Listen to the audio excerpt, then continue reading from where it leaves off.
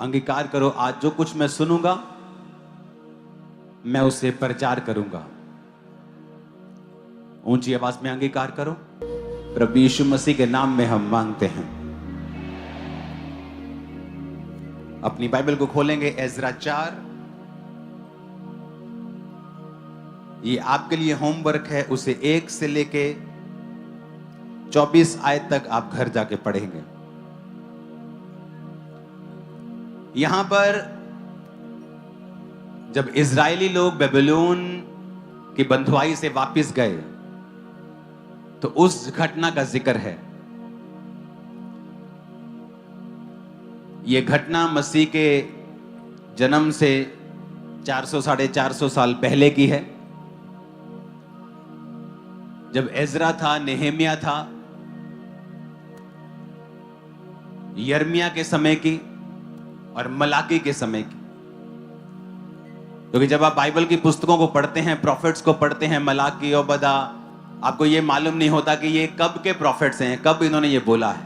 वो सिर्फ Bible study में आपको मालूम होता है कि आपने इन्हें कब बाइबल में किस राजा के टाइम पर काम करते हुए देखा है। उसको पहले जैसे ही कर दो। तो यहां पर एजरा 4 में जिक्र है जब परमेश्वर के घर को बनाने का समय आया। जब इजराइल का राजा परमेश्वर के हुक्मों पर लगातार चलता नहीं रहा तो एक समय आया, परमेश्वर ने अपने भवन को खत्म कर दिया और उनको बंधुआई में भेज दिया। फिर वचन पूरा हुआ जो परमेश्वर ने कहा था कि मैं फिर से इनको बंधुआई से लेके आऊंगा और अपने भवन को बनाऊंगा। अब ये स्टोरी ध्यान से सुनना। अब वो भवन बनने का समय आ चुका था और जब लोग परमेश्वर के भवन को बना रहे थे तो बहुत से विरोधी उस भवन को रोकने की कोशिश कर रहे थे।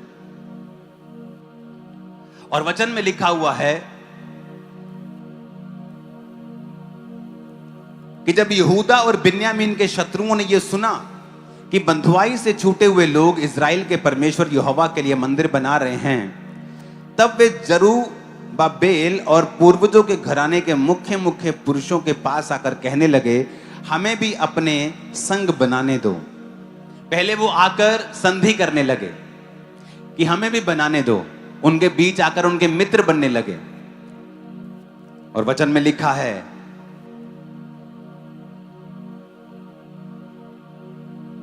अंधकार की ज्योति के साथ क्या संगति। पहले जैसा कर दो प्लीज।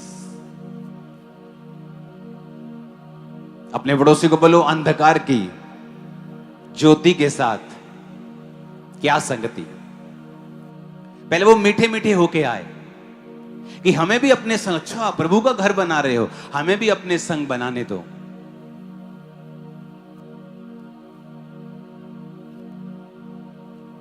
कहते हैं आपके बच्चे एक कदम दूर हैं तबाही से, और वो एक कदम है एक रॉन्ग दोस्त, आपकी बेटी की एक रॉन्ग सहेली। एक कदम दूर है वो तबाही से।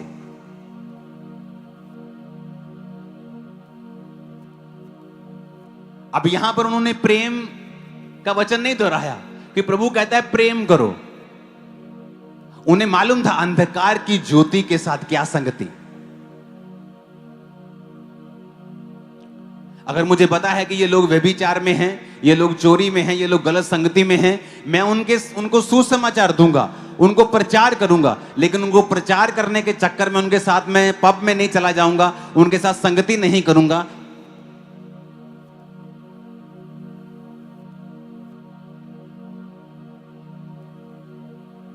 शैतान देखता है, अच्छा ये तो परमेश्वर का काम करने लगा, वो एक आपके क्लोज किसी रिश्तेदार को चुनेगा, जस्ट आपके करीब आने के लिए, आपकी फैमिली के करीब आने के लिए। फिर धीरे धीरे काम करेगा, धीरे धीरे नेगेटिव करेगा, धीरे धीरे शैतान का काम होगा। क्योंकि आपको पहले कदम पर समझ जाना चाहिए था कि ये व्यक्ति जो मेरी जिंदगी में एंटर करने की कोशिश कर रहा है, ये क्या परमेश्वर की ओर से है या नहीं है।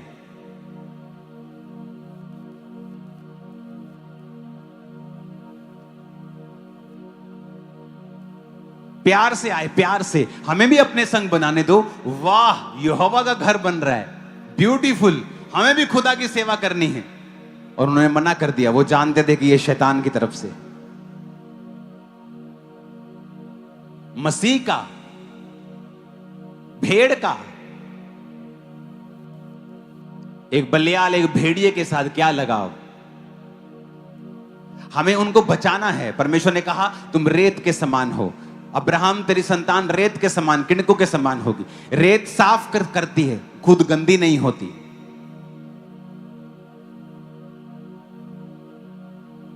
जो पाप, जो संगति आप छोड़ आए हो, उनको बचा लेगा परमेश्वर, चिंता मत करो उनकी। तुम दूसरों को बचाओ, उनके बचाने के चक्कर में तुम कहीं बैकस्लाइड मत हो जाना। और देखो कौन व्यक्ति आपके घर में क्या कर रहा है, आपकी जिंदगी में क्या कर रहा है। परख रखो, परमेश्वर से परख का आत्मा मांगो।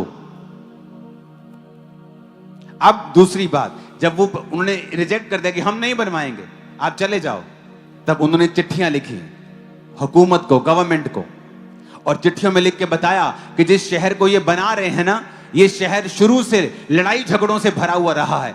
इन्होंने राजाओं के साथ युद्ध किया है। आधा सच, युद्ध इसलिए नहीं किया कि वो शहर बुरा था, वो युद्ध इसलिए होते थे क्योंकि वो यहोवा का शहर था और शैतान उन पे अटैक करता था, तो उनको अपने आप को बचाने के लिए लड़ना पड़ता था। लेकिन ये सच्चाई नहीं बताई गई। बताया ये गया कि यरूशलेम में युद्ध होते रहे, ये हमेशा राजाओं के खिलाफ चलता रहा है, तो इस भवन के काम को रोक दे। जब राजा ने सुना, उसने कहा ठीक है, इतिहास की पुस्तकें निकालो। जब इतिहास की पुस्तकें निकाली गई तो वहां सचमुच लिखा हुआ था कि शहर में बहुत लड़ाइयां हुई हैं, लेकिन किस वजह से हुई हैं वो राजा ने सोचने की हिम्मत नहीं की। लेकिन जो विरोधी ने बोला उस बात पे यकीन कर लिया और वो काम रुक गया। जब काम रुका, यहां कोई काम नहीं रुका खामरा चर्च में, ये वो वचन नहीं है, लेकिन मैं वो बाइबल से कुछ बता रहा हूं। ओके, 5 बाप में लिखा है, जब ये काम रुक गया, शैतान ने काम किया, काम रोक दिया। अब यहां पर एक हुकूमत है, गवर्नमेंट है, और खासकर अंडर वो डेमोक्रेसी नहीं है, लोकतांत्रिक हुकूमत नहीं है, राजा की हुकूमत है। राजा की हुकूमत से अगर आप फिरेंगे तो वो सोचेगा नहीं, उसको आपको कोर्ट भेजने की जरूरत नहीं, वो मुंह से निकालेगा फांसी दे दो तो फांसी हो जाएगी। सख्त हुकूमत है। लेकिन यहां पर कुछ हुआ। एजरा 5 बाप में 1 आयत में लिखा है, तब हागे नामक एक नबी और इद्दो का पोता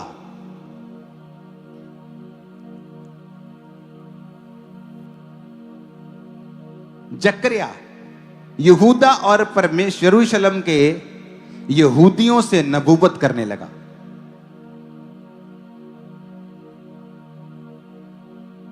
हागे और इद्दो का पोता जकरिया नबूवत करने लगे और इज़राइल के परमेश्वर के नाम से उनसे नबूवत की। तब शलतियल का पुत्र जरुब्बाबेल और योसादाक का पुत्र यीशु कमर बांधकर परमेश्वर के भवन को यरूशलेम में है बनाने लगे, और परमेश्वर के नबी उनका साथ देते रहे। उस समय महानद के इस पार तत्ने नामक अधिपति और शतबोर्ज ने अपने सहयोगियों समेत उनके पास जाकर पूछने लगा, इस भवन को बनाने और शहर पना को खड़ा करने की किसकी इजाजत से कर रहे हो? क्योंकि ये तो इजाजत इसकी बैन कर दी गई है, तुम किसकी इजाजत से कर रहे हो? उन्होंने लोगों से भी ये कहा, इस भवन के बनाने वालों के नाम क्या है? कौन बना रहा है इसको? राजा ने मना किया, कौन बना रहा है? किसकी हिम्मत है? लाओ नाम दो, कौन बना रहा है इसको? और किसकी आज्ञा से बना रहे हो तुम लोग? क्योंकि राजा ने तो बैन किया है, तुम किसकी आज्ञा से बना रहे हो? ट्रबल, मुश्किल आ गई।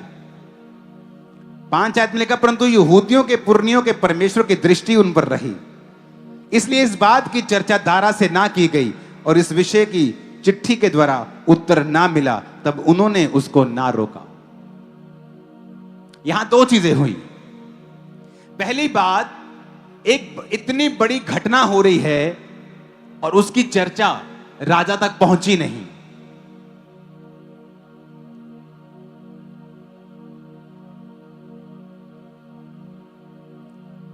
एक बंदा चर्चा करने जा रहा है, यार मैं शिकायत ला के आना इन्हों दी है, इन्होंने तो बयान किया सी, फिर बना रहे हैं। जैसे ही चर्चा करने जा रहा है, उसके घर से मैसेज आता है, ओए तेरी पत्नी बीमार हो गई।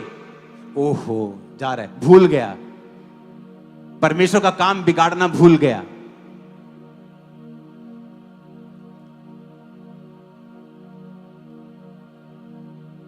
कोई शिकायत लगाने दारा के सामने जा रहा है, जैसे ही गया ये बात भूल गया, बाकी सारी लगा के आ गया।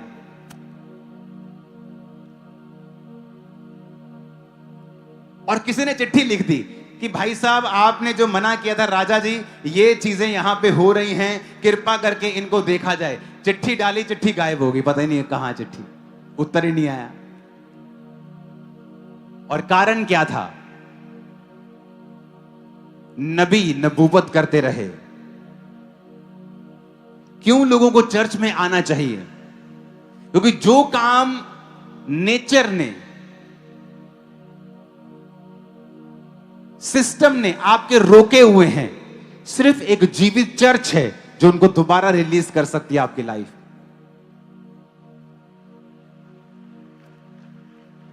क्योंकि जैसे ही खुदा के रियल जन सीन में आते हैं और वो भविष्यवाणी करने लगते हैं और शब्दों को बोलने लगते हैं, और उनके शब्दों में पावर है कि वो शब्द आसपास के सारे माहौल को चेंज कर रहे हैं। जो लोग शिकायत लगाने जा रहे हैं, उनके दिमाग से बातें स्किप हो जा रही हैं, या परमेश्वर को मुसीबतों में फंसाए जा रहा है। जो चिट्ठियां भेज रहे हैं, उनकी चिट्ठियां गायब हो रही हैं, उत्तर नहीं आ रहा, कहीं राजा बिजी हो ही जा रहा है, कभी कोई काम हो ही जा रहा है। कारण, क्योंकि बाइबल कहती है नबी उनके लिए भविष्यवाणी करते रहे।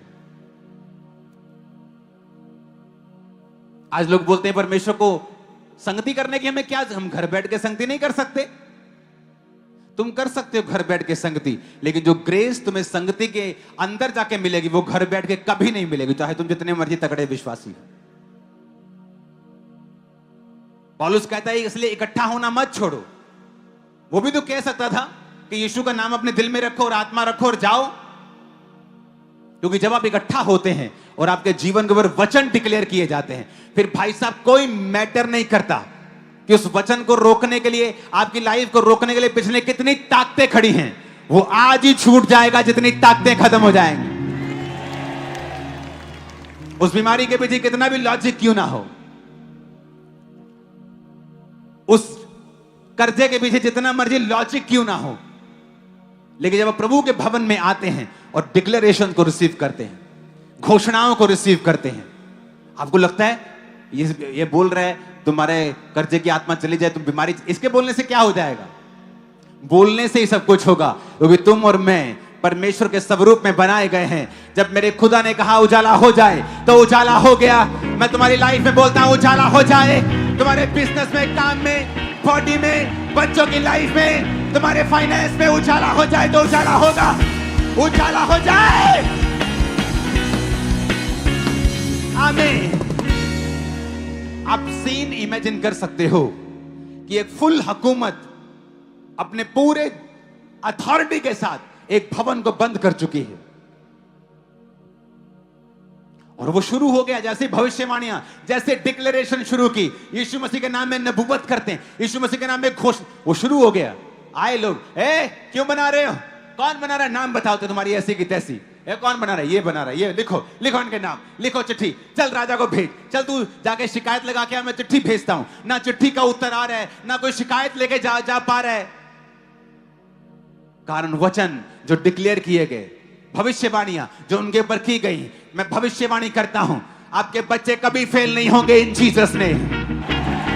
आमीन। ऊंचा और साथ चाहिए। आमीन। यीशु के नाम में मैं भविष्यवाणी करता हूं, आप जब सुबह उठेंगे कभी भी किसी नई बीमारी के साथ नहीं उठेंगे यीशु मसीह के नाम में। आमीन। नहीं है, मुझे पसंद नहीं आ रहा था।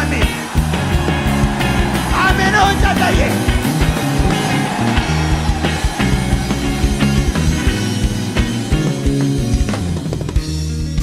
मैं सुबह उठा, मेरी आंखों में दर्द था, फिर मेरी आंखों को दिखना बंद हो गया, मेरे सर में दर्द था, लोग डॉक्टर के पास गया तो कैंसर था। मैंने कहा जब आप उठेंगे आज से कभी नई बीमारी के साथ नहीं उठेंगे इन जीसस ने।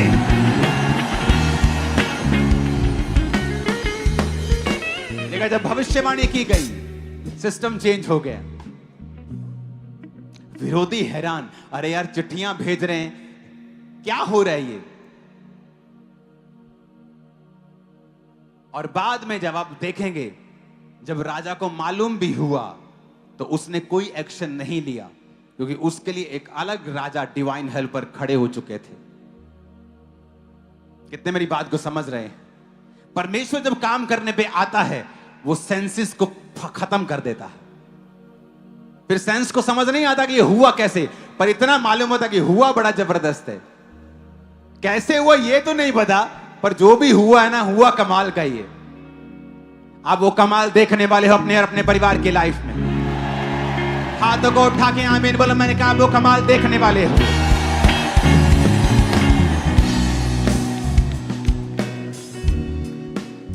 काम रुका और जैसे ही संगति एंटर हुई, जैसे ही मैन ऑफ गॉड ने वर्ड्स बोले, वो सेम काम खुल गया। किसी विश्वासी की अगर हिम्मत थी उसे बनाता घर को। कौन फांसी लेना चाहता है? और क्या कर लोगे तुम? एक दिन 2 दिन बना भी लोगे तो कौन सा भवन खड़ा कर दोगे कि यार क्या कर लेंगे हम? 50 जने जाके बना भी लेंगे तो कितने दिन बना लेंगे? 6 दिन, 7 दिन, 10 दिन। 10 दिन में राजा के सिपाही आके पकड़ लेंगे, क्या हो जाएगा? हम भी जाएंगे, भवन भी नहीं बनेगा, हमारे परिवार भी जाएंगे हमारे बिना। लेकिन जैसे ही नबियों की एंट्री होती है, जैसे ही मैन ऑफ गॉड बोलते हैं और ये इजराइल के परमेश्वर के नाम में भविष्यवाणी नबुव्वत करते रहते हैं, वो बनाते हैं, वो बनाते हैं। लोग आके धमकियां देते हैं, नाम लिख के जाते हैं, कुछ नहीं होता। जाते हैं राजा के पास, कुछ नहीं होता। चिट्ठियां भेजते हैं, कुछ नहीं होता। एक रियल संगति में पावर है। वो पावर आपकी इमेजिनेशन से परे है। जो मैं यहां महसूस करता हूं चर्च में, मैं अपने घर में भी ऐसा महसूस नहीं करता हूं। अपने प्रार्थना के रूम में भी ऐसा कई बार महसूस नहीं करता हूं जो मैं पुलपट से आता हुआ इस चर्च में महसूस करता हूं। जो प्रेजेंस, जो खुदा की हुजूरी, जो पावर, जो खुदा का ग्रेस यहां पे है, वो कहीं नहीं। Hallelujah, hallelujah. जो चर्च में जो आवाज आप प्रभु की सुनते हैं और जो घरों में सुनते हैं, 90% जो चर्च में आप सुनेंगे वो प्रभु की ओर से होगा। बहुत कम आपका शरीर आपसे बात कर पाएगा, क्योंकि प्रेजेंस गहरी होती है। जब प्रेजेंस गहरी होती है, प्रभु की आवाज सुनना कि ये शरीर की है, प्रभु की है, ये शैतान की है, ज्यादा आसान होता है। आपके घरों या प्रार्थना के रूम से भी ज्यादा यहां पर आप ज्यादा अच्छा सुन सकते हैं। ऑनलाइन मीटिंग उन लोगों के लिए है जो पहाड़ों पे बैठे हैं, फौजी बैठे हैं ग्लेशियर के पास, किसी बर्फ के पास 7-7 दिन, 8-8 दिन एक जगह पे बैठे हैं, उनके लिए ऑनलाइन है। आलसियों के लिए थोड़ी ऑनलाइन है कि आप 5 किलोमीटर पे बैठे हैं और ऑनलाइन देख रहे हैं। प्रभु आपसे खुश थोड़ी है, क्योंकि लोगों को आज मूल्य अदा करना नहीं आता है। परमेश्वर के हर काम को लाइट ले लिया है, हर काम इजी है, हर काम ग्रांटेड है। इसीलिए परमेश्वर भी उन पर वैसी कृपा नहीं करना चाहता। लेकिन ऐसे हैं जो विश्वास से भरे हुए हैं, खुदा के वचन को पूरा करते हैं कि हर हफ्ते संगति करना ना छोड़ो। हर हफ्ते उसने कहा था अपनी अपनी आमदनी में से हर हफ्ते टाइट देना मत छोड़ो। ये वही समय है मलाकी का, जब भवन बन रहा था ना, नेहमिया के समय में लोग अपने टाइट को ला रहे थे। जब वो टाइट लाए तो नेहमिया ने क्या देखा? भवन में कोई सफाई करने वाला नहीं, भवन में कोई गवैया नहीं है, कोई काम नहीं हो रहा। क्यों? पैसा नहीं है। पैसा क्यों नहीं? लोग टाइट नहीं लेके आए। तो नेहमिया ने डांट लगाई और कहा तुम श्रापों के नीचे रहोगे। और मलाकी भी उसी टाइम पे था जब नेहमिया, एजरा, इसी टाइम पे मलाकी था। और उसने इसीलिए वचन लिखा था कि सारे दशमांश भंडार में लेके आओ, क्योंकि उस समय जब भवन में भंडार पैसा आया तो उन्होंने गवैये रखे, उन्होंने सफाई कर्मचारी रखे, भवन की सफाई की, भवन का काम किया। और जब परमेश्वर ने अपने भवन की ग्लोरी को देखा, अपने लोगों की ग्लोरी को, महिमा को फिर से बनाया। हालेलुया। वो पैसा पास्टर की ऐश करने के लिए नहीं था, नेहम्याह ने कहा मैं अपना हक ले सकता हूं, अधिपति का भोज, रोज का काम मैं करता हूं, मुझे तनख्वाह मिलनी चाहिए, पर कहता मैं नहीं लूंगा। उसने नहीं ली तनख्वाह, नहीं लिया पैसा, और पूरा पैसा परमेश्वर के कामों के लिए लगाया। जब आप यहां पे ऑफरिंग भेजते हैं, आपको मालूम होता है कि हजारों काम हो रहे हैं, और चैरिटी किस लेवल पे हो रही, आपको मालूम होता है मेरा 100% पैसा खुदा के कामों के लिए जा रहा है। हालेलुया। और उसी समय उसने कहा था, मलाकी उन्हीं दिनों में प्रॉफिट था, उन दिनों का प्रॉफिट मलाकी भी था, और इसलिए उसने उन दिनों में वचन लिखा था कि जब तुम परमेश्वर के घरों में अपने दशमांश लेके आओगे तो परमेश्वर डैम गेट खोल देगा। आज डैम खुलता है ना, कहते ना फ्लड गेट खोल दिए गए और पानी आ गया। पीछे पानी है लेकिन आगे सूखा हुआ है। परमेश्वर ने कहा जब तुम टाइट दोगे मैं फ्लड गेट खोलूंगा और पीछे का पानी जो स्टोर है वो तुम्हारी लाइफ में आएगा। आज पीछे पानी है पर लोगों का टाइट नहीं है चर्च में, वो फ्लड गेट बंद है कि परमेश्वर तो भरा हुआ है, आशीष तो पीछे है परमेश्वर के पास, लेकिन उनकी लाइफ सूखी हुई है क्योंकि वो परमेश्वर के वचन को पूरा नहीं कर रहे हैं। आप सोचते प्रार्थना करके आपको आशीष मिल जाएगी, प्रार्थना करके आपको फाइनेंशियल आशीष नहीं मिलती है। प्रार्थना आपकी हेल्प करती है, लेकिन जब आप फाइनेंशियल चीजों को बोते हैं, टाइट को, ऑफरिंग्स को, ऐसे मौकों में अलग ऑफरिंग्स को आप बोते हैं तो परमेश्वर आपकी लाइफ के ऊपर कृपा करता है। अगर आप मलाकी की हिस्ट्री पढ़ेंगे तो वो भी जीसस क्राइस्ट के आने से 400-450 साल पहले का आपको वो टाइमिंग मिलेगी, वो टाइमलाइन आपको मिलेगी। यिर्मयाह, मलाकी, एजरा, नेहेमिया आपको सेम टाइमलाइन में मिलेंगे। ये सेम टाइमलाइन में क्यों परमेश्वर के आत्मा ने उसे वचन दिया था? क्योंकि उस समय परमेश्वर के भवन में जरूरत थी। जिस तरह आज नए नियम में परमेश्वर के भवनों में जरूरत है कि विश्वासी अपने कमाई के 10वें के साथ जाए, ताकि जब भवन में जाए लोगों के काम हो, विधवाएं आशीषित हो, अनाथ आशीषित हो, भवन बने, सुसमाचार के काम हो, और खुदाबंद आपके श्रापों को तोड़े और फ्लड गेट खोले और आशीष आपकी लाइफ में आए। नहीं तो ये पॉसिबल नहीं। आप क्रिश्चियन होंगे, फाइनेंशियल स्ट्रगल करते हुए क्रिश्चियन, आप कहेंगे मैं प्रार्थना बहुत करता हूं। कोई आपको समझाने वाला नहीं था कि प्रार्थना करने से फाइनेंशियल बरकत नहीं आएगी, कर्जों से आजाद नहीं होगे तुम लोग। तुम्हें बोना होगा, तुम्हें यह समझना होगा कि परमेश्वर ने एक सिस्टम ठहराया है, एक भवन दिया है, उस भवन में वो तुम्हारे रुके हुए कामों को करेगा। जब भविष्यवाणी होगी तुम्हारे बंधे हुए काम खुलेंगे, लेकिन तुम्हारी भी जिम्मेवारी है अपने टाइट के साथ वहां जाना। अमेरिका में क्यों लोग बिजनेस उनके आशीषित होते रहे? क्योंकि टाइट देना बचपन से उनको सिखाया गया था। आज यहूदी 90% बड़े बड़े बिजनेस के मालिक क्यों हैं? क्योंकि टाइट देना, चैरिटी करना उनको सिखाया जाता है। आज लोग थोड़ी सी चैरिटी करके बोलते हैं हम बड़े बड़े ये हैं वो हैं। 50-50 बिलियन डॉलर्स एक एक आदमी चैरिटी कर देता है। क्रिश्चियन बंदा 50 बिलियन डॉलर्स, 4-5 लाख करोड़ बनते हैं। पता नहीं कितने लोगों का राशन आ जाएगा कि खत्म नहीं होगा पूरी स्टेट का, लेकिन मुंह से नहीं निकलता कभी उनके कि हम चैरिटी करते हैं। ये होती है असली चैरिटी। इसलिए आपको क्रिश्चियन दुनिया में जितनी चैरिटी होती है, मोर देन 99% चैरिटी आपको क्रिश्चियंस के द्वारा देखने को मिलेगी। इतनी हाईएस्ट लेवल की चैरिटी करते हैं, बिना बताए, बिना ताना मारे, बिना मीना मारे। हालेलुया। क्योंकि हमें मालूम है अगर हम परमेश्वर के लिए कुछ कर रहे हैं तो उसके लिए परमेश्वर हमारे लिए क्या कर चुका है और क्या वो करेगा। एक अच्छी संगति आपकी लाइफ में वो कर सकती है जो बड़े बड़े लोगों ने आपकी लाइफ में बंद किया हुआ है। हुकूमतों ने बंद किया हुआ, सिस्टम ने बंद किया, शैतान ने बंद किया। इम्पॉसिबल चीजें जो हो ही नहीं सकती, या हो ही नहीं सकता भवन बन जाए। पर आपको खुशखबरी देना चाहता हूं, वो भवन पूरा बन के तैयार हुआ, कंप्लीट होकर तैयार हुआ।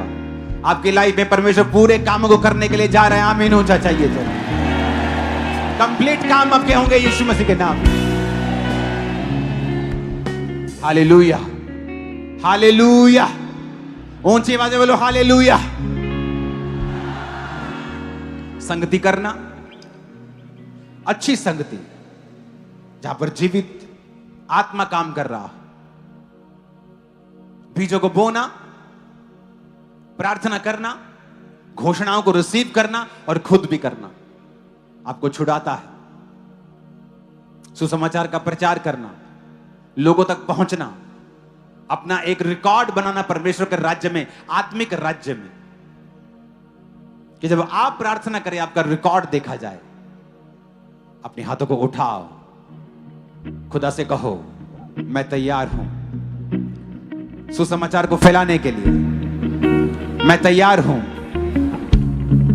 संगति के साथ जुड़ने के लिए, मैं तैयार हूं अपने टाइट को बोने के लिए, मैं तैयार हूं सब बाइबल के हुक्मों को पूरा करने के लिए। फिर से कहो मैं रेडी हूं खुदावन।